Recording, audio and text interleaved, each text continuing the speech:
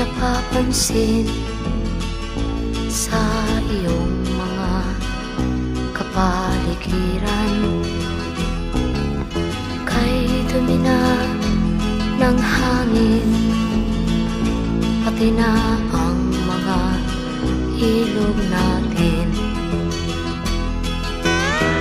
Hindi na masama ang pag-unlad, at malayo-layo na rin ang ating narating.